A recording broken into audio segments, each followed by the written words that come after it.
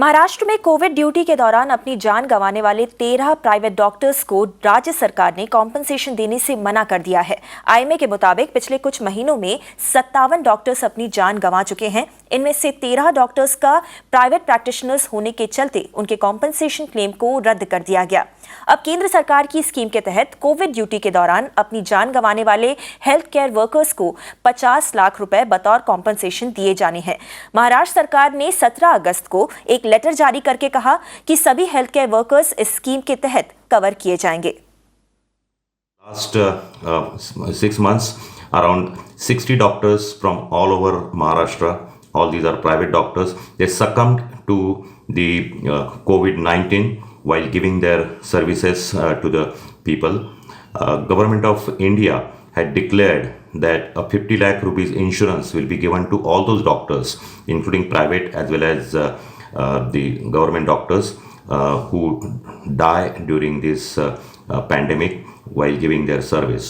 All these doctors of state of Maharashtra applied to the government of Maharashtra for certifying their death and their claims, but government of Maharashtra has rejected all these claims.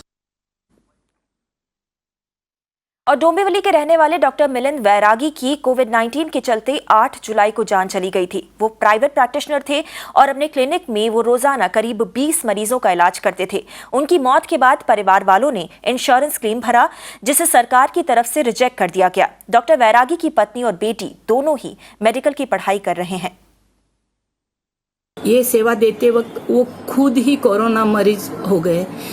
उनको 27 जून को Raheja Mahim Fortis hospital में admit किया था। Corona positive आए थे तो अच्छे से अच्छे ट्रीटमेंट देके हम लोगों ने जैसे गवर्नमेंट प्रोटोकॉल के हिसाब से जो सब देते हैं वो देते हुए हम लोगों ने उनको बचाने की बहुत कोशिश की, लेकिन उनका 8 जुलाई को कोरोना से देहांत हो गया। गवर्नमेंट ने पहले ये प्राइवेट और गवर्नमेंट डॉक्टरों को कोरोना से जिनकी मृत्यु हुई उनको 50 लाख का इंश्योरेंस देने का पहले ऐलान किया था।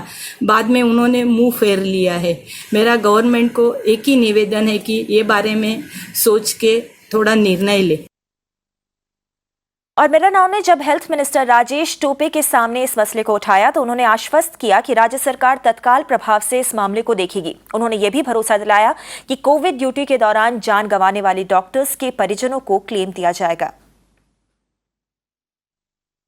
Unfortunately, we have not come up still with the proper policy of having a insurance policy for non-COVID practitioners as well. Because yes, COVID hospitals, those who had been declared by collectors and by commissioners, in those hospitals, if someone gets infected and if they unfortunately dies, then they are covered. But all the non-COVID hospitals, they are not covered. So let us examine this, and let me put this before the head of the state, like Honorable CM and Honorable DCM.